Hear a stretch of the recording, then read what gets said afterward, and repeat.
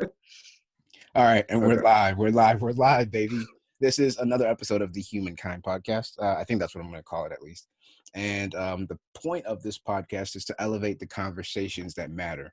And the way that I envision that is by just talking to different people in my network about things that they are passionate about, and just trying to learn a little bit in the process. So today, I'm having a good friend of mine on. His name is Alvy Butler. He is from back in Olivet Nazarene University days. Even before that, we went to the same church, Living Springs, and um, Oh, yeah. yeah. Yeah, So this, yeah, I do yeah, remember yeah, that. yeah. I only went there for a little bit, but I remember you from there. So there's been some overlap in our paths, I guess, in our life paths. And so the reason that I actually got in contact with him is because he has a little like a blog slash like a Facebook message group that he just kind of sends out encouraging messages to every once in a while. And it kind of just got me thinking like, yo, this would be another interesting dude to talk to. So I don't know if you had anything else that you wanted to kind of plug or talk about yourself in terms of maybe your walk or your journey.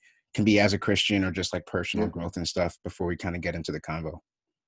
Yeah. So for me, I started the whole message thing since that's like a big thing that that drew you into talking to me. I started that just with my now wife, Jackie. I used to just send encouraging messages and have a little bit of Bible verse here, and then it spread to um, her spreading it to her roommates, and then them wanting me to continue giving them these messages, and then they said, "Hey, Albie does this blog," and it started to spread like throughout campus, and just get the circle kept getting bigger and bigger and bigger. And then it just sat back one day. I was like, like why am I just keeping it limited specifically to people on campus? Like I should be sending it to like my family members because I mean they need encouragement and the Lord, and then different friends that don't go to the same school as me. And as of lately, in the past couple of months, I guess I've worked up enough courage and lack of care about what truly people think, where I felt like I could just put it public That's a on good place to Facebook and be be. like, yeah, just put it up public on Facebook and be like, hey, Yeah. like whoever it reaches, hey, amen. Amen. I love it. All right. So let's kind of kick it off. What did that process look like for you in terms of kind of growing in your sense of leadership and accountability as a Christian? Because I know you were probably, I think you were raised in the church, correct? Yeah, yeah, I So was. that's similar to me. But I know that as you kind of, um, I don't know what word it could be, maybe evolve in your walk with Christ, sometimes you have to kind of let go of mom and dad's hand, let go of the pastor's hand in a sense, and then start to kind of grow in your own sense and grow in your own right. So what did that process look like for you as you began to become your own Christian? That process actually looked like when I first got to college. I I guess I never felt disconnected from the Lord, but when I got to college, that was like the first like sink or swim type situation. Even though it was at Olivet, which is a Christian university, but everybody knows that just because you're at a Christian university doesn't mean that like you maintain your faith, doesn't mean that Oh you yeah. continue to go to church, doesn't mean that you like have any sense of realism or relationship with the Lord. And I think that really Was that a fostered cat? once. Yeah, that's Oswald. Hey, what's good, Oswald? He's just walking around and he's like No worries. right here. I love it. Okay, but Go ahead. Sorry. yeah. Anyways,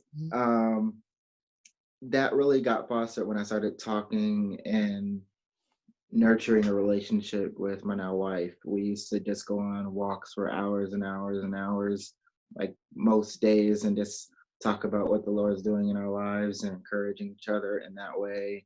And just pulling and tugging and poking at the ideas in our brains that weren't fully developed, that we were just like, hey, like, what's that right there in your life that you're not really talking about or addressing? Or Mm, um, how can you grow in this? Or I'm challenging you to grow in this area because I see a lack of development. And that wow. was really pivotal for our relationship, but also pivotal for us as like individuals, That's dope. which is really, yeah, it was really dope. And I got to see us kind of form into like this lighthouse for other people to see that Mm. people like man, like we see something different about your relationship and you as a person. And I think that was just like really Wow. pivotal in that leadership. And then fast forward 4 years, Uh-huh. um, when I got into corporate America, which we were talking about was going to be some of the topics of today. Right. I, you know, like you kind of, like you just graduated, don't really know what you're doing.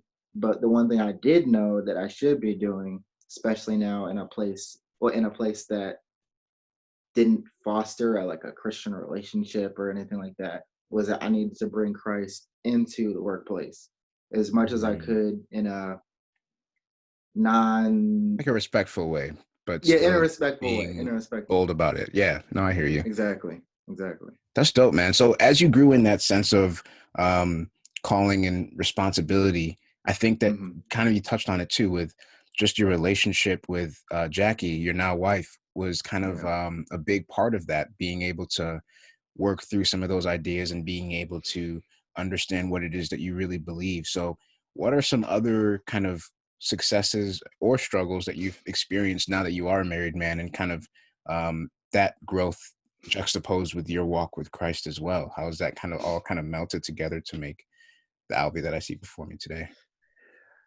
I would say love and generosity Mm. are the two areas of growth.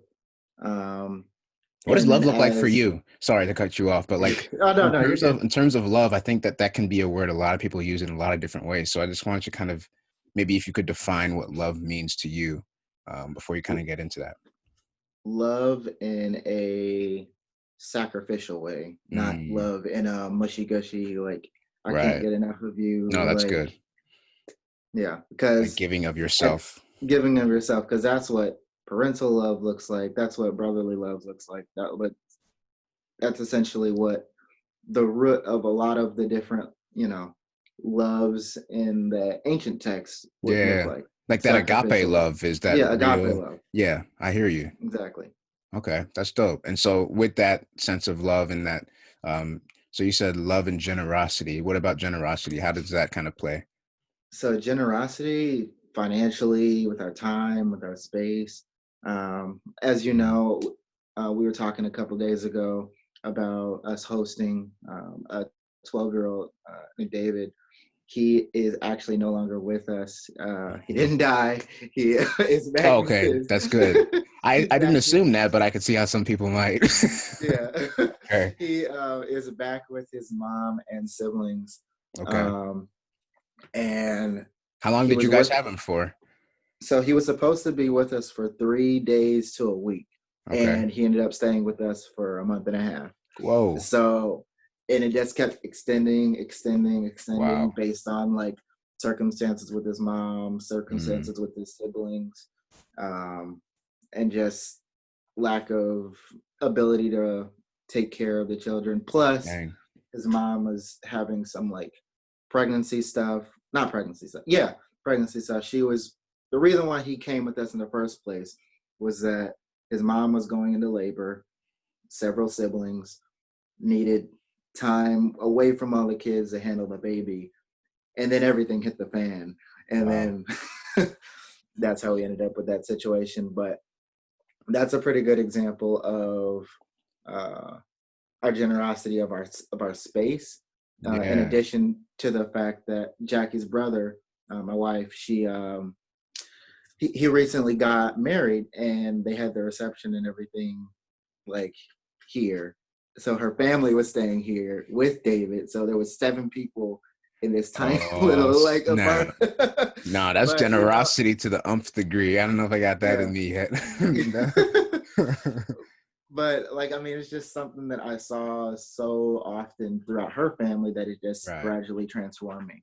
That's And then dope, man. financially, I would say recently we had a friend who needed some car repair or get a new car altogether. And you know that stimulus check that everybody was like hyped about, Yeah.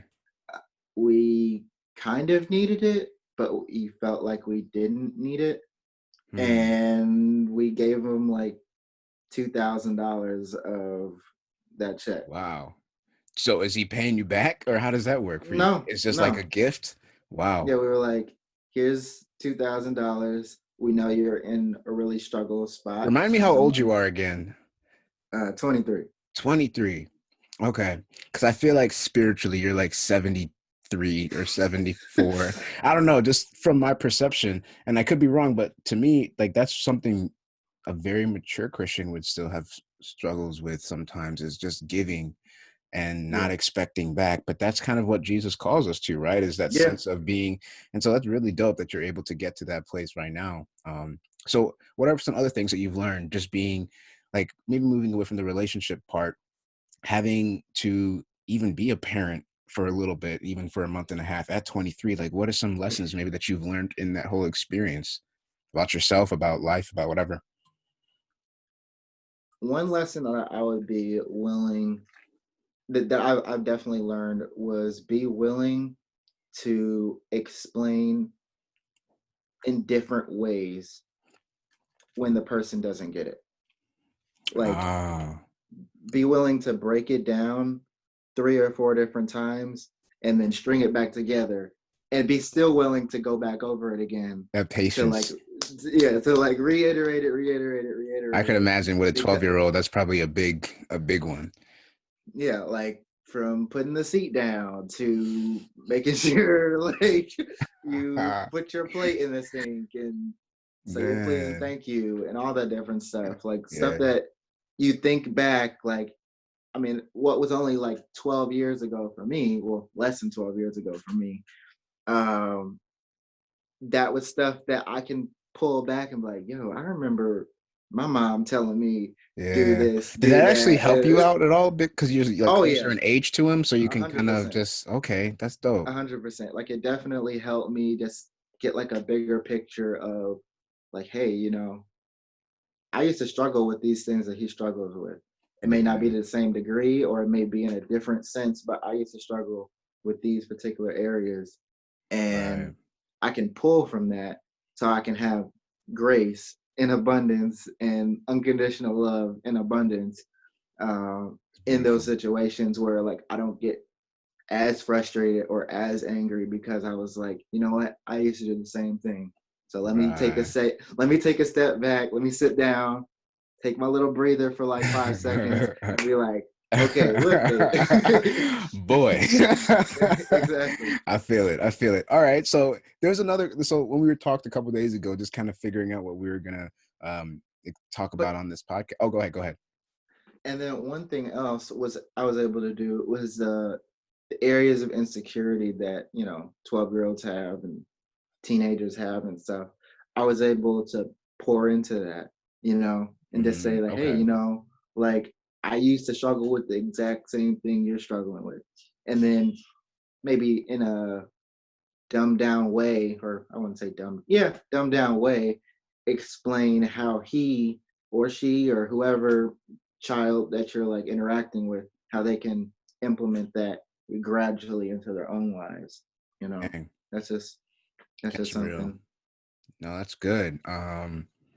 Wow. So one of the question that I was going to ask is, when we talked a couple days ago, one of the phrases or quotes that you said that kind of stuck out to me that I wrote down was that you kind of view this period as you preparing yourself for the future. And Mhm. it was this idea of being in a constant state of preparation that I don't think a lot of people see life like that. Like they are either looking too far into the future and worrying, maybe not necessarily preparing, but just kind of like thinking about all those things, or they're looking too far into the past and having all of these different emotions about that, but kind of being in the present, preparing yourself for the future. I wanted to know a little bit deeper, like what does that look like for you and how do you go about that preparation process? Like, how do you go about going, I don't know, just being intentional about that?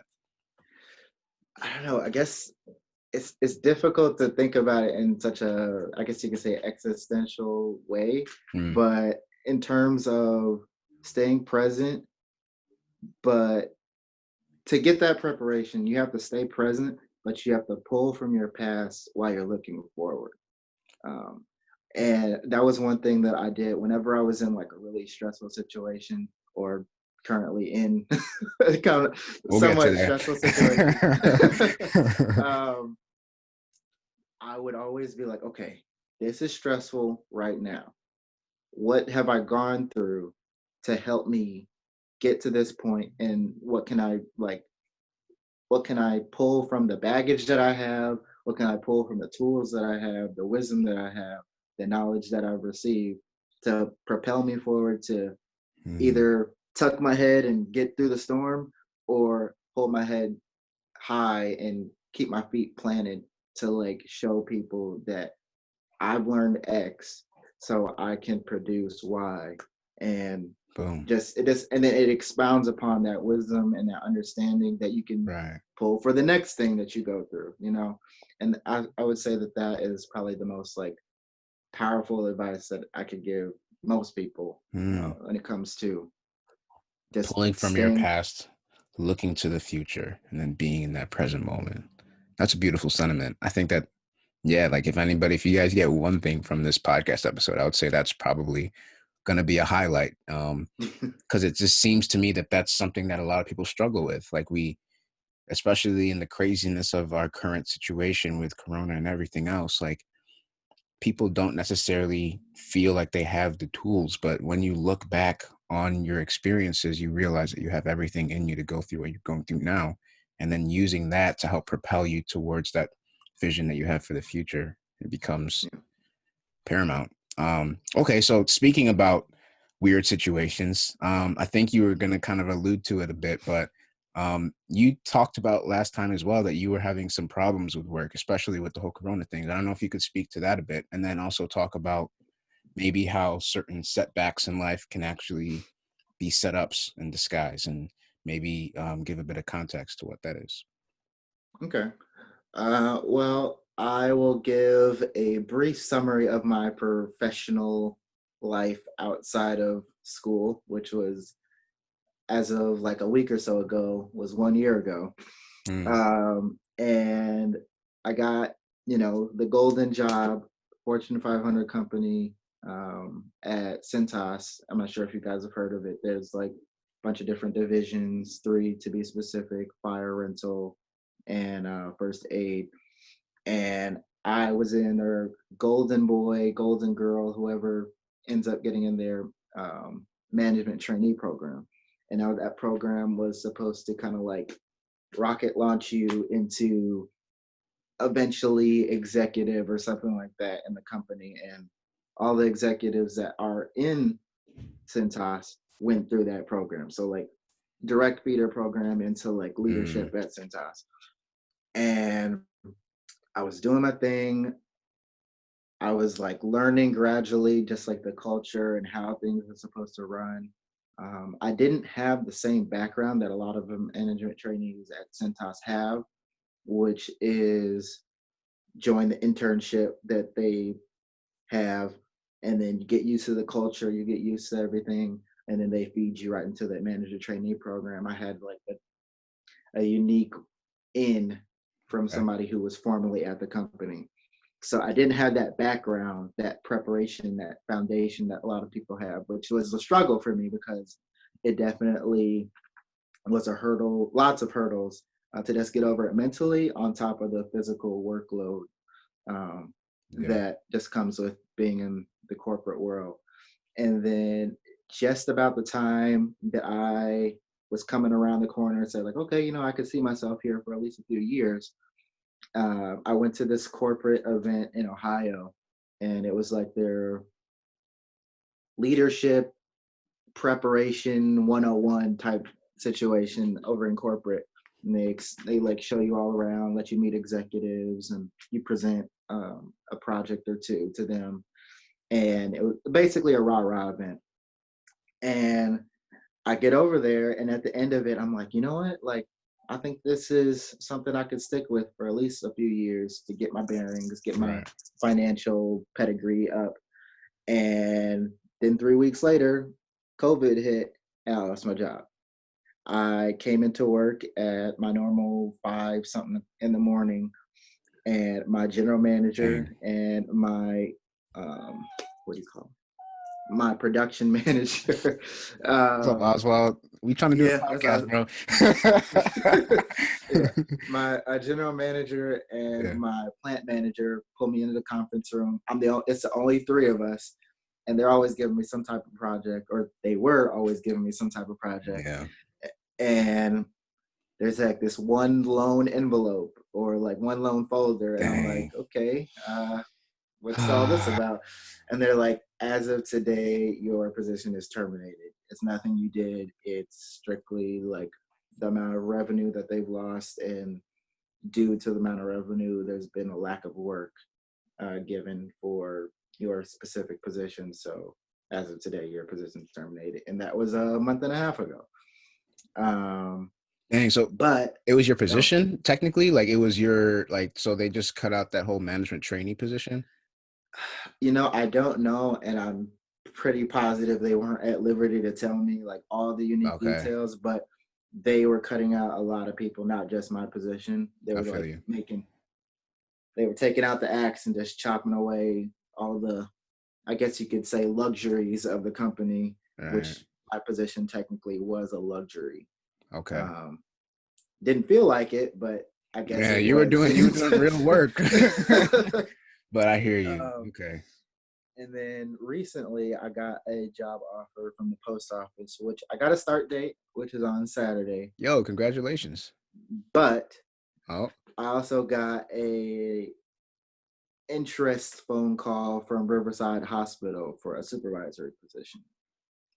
So I'm gonna check out both to feel them out and see how the Lord is directing me.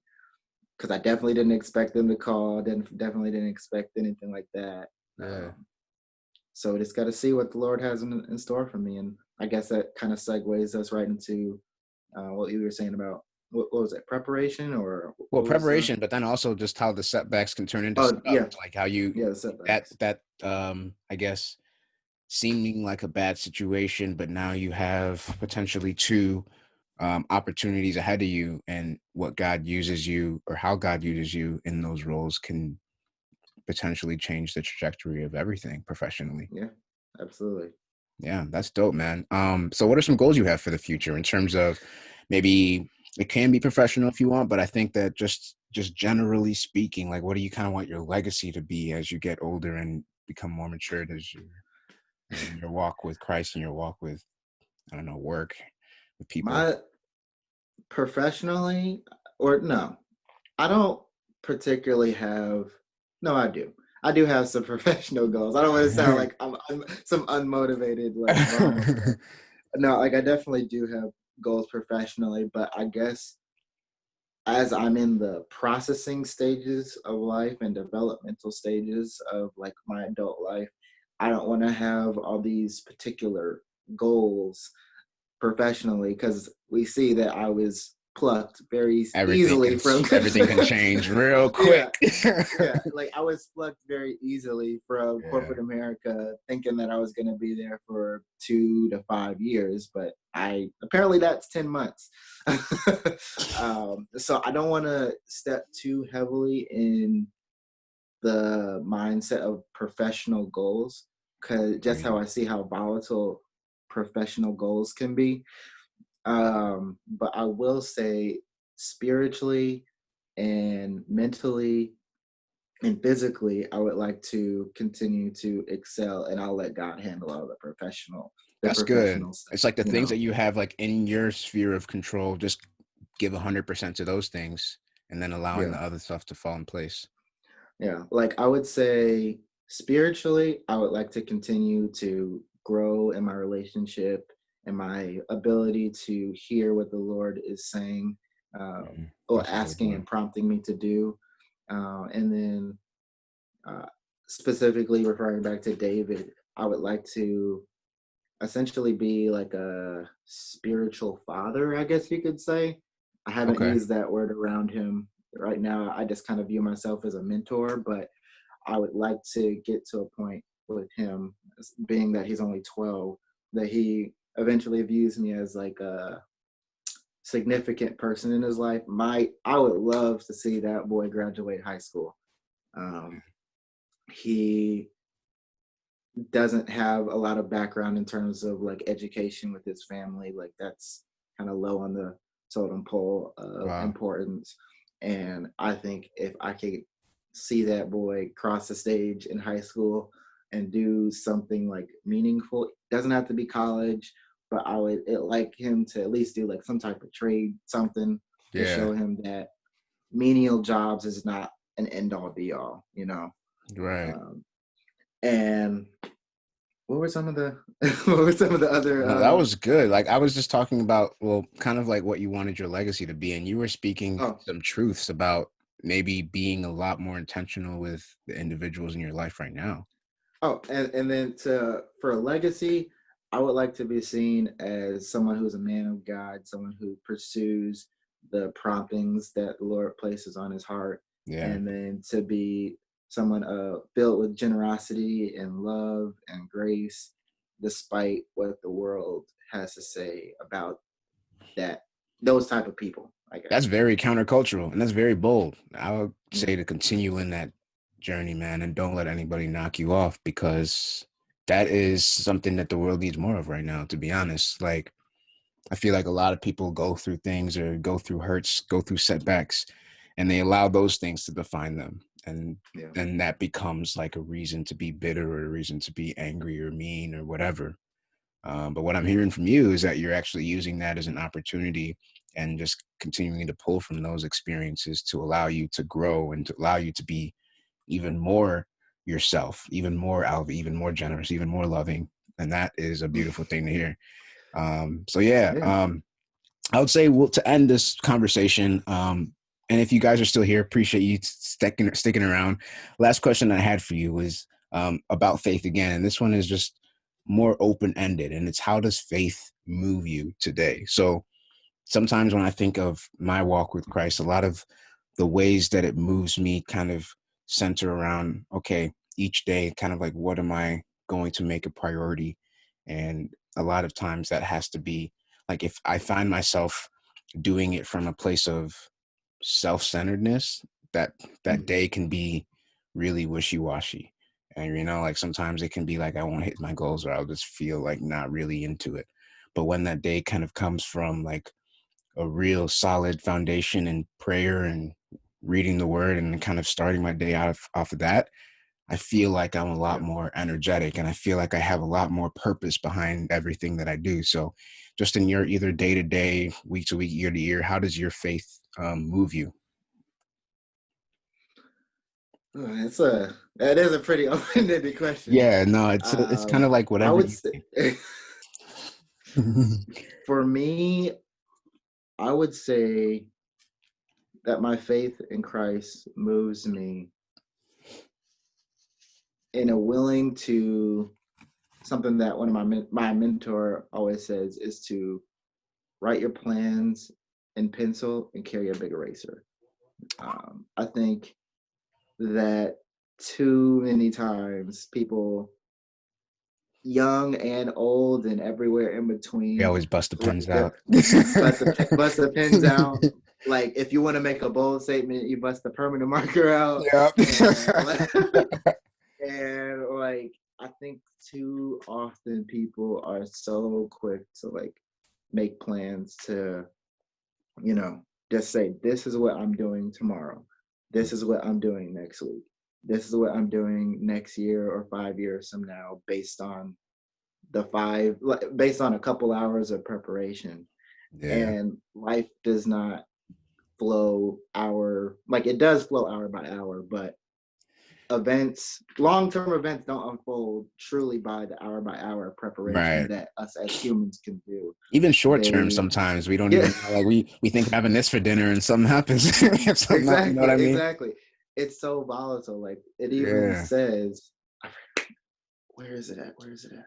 Okay, well, I'll find the passage later today, but it says, like in the Bible, that we should not be worried about tomorrow. Like, Oh, I know don't that worry about passage. it. Yeah. The Lord is gonna. We're blanking right now. Bro, I'm about to look it up Yeah, right pull it now. up. Pull it up. Yeah, I know exactly what you're talking about. Pull it up for the sake of this. Yeah. But yeah, The keep Lord speaking to says, that. to not worry about what you're gonna wear Yeah. I think it's in and Matthew. not worried about what you're gonna. Here we go. So Matthew Yeah, 6:25. Therefore I tell yeah, you, do yeah, not worry about your life, what you will eat or drink, or about your body, what you will wear. It is not life more than food, and the body more than clothes. Look at the birds of the air. They don't sow or reap or store away in barns, yet your heavenly Father feeds them. Are you not much more valuable than they? Can any one of you, by worrying, add a single hour to your life? yeah. Exactly. Like Yeah. me worrying about this job, me worrying about where I'm gonna be living in the next year or two, me worrying about like what car will I be driving in 5 or 10 years? Like that's useless because for all we know, we could all be dead. Bro, um, that's real. not to have like a morbid view on it or anything, but I I just think want it's to a like realistic view. express. Yeah, Yeah. It's just realistic. Like even in the next hour, something could happen and our life is taken away from us. And so what did we do with the time we were given? Were we planning for 10 years from now, or were we doing what we could do right now right to now, impact right the now. people that we have in our circle, in our network, in our lives? Um, Yeah, Man, that is a beautiful, beautiful way to end, I think, with that scripture and with that sentiment. I just wanted to say thank you so much again for taking the time to come on, absolutely, just to give absolutely. people a little bit of your perspectives, a little bit of your journey. Anything else that you wanted to kind of end on or speak to before we popped off today? Just blessings and peace on all of you guys. And I hope that this message is something that enlightens you, but also helps you grow in your faith and understanding of the things that are maybe going on in your own life. Man, well, thank you guys for stopping by today, and I hope you have a beautiful rest of your day. Much love.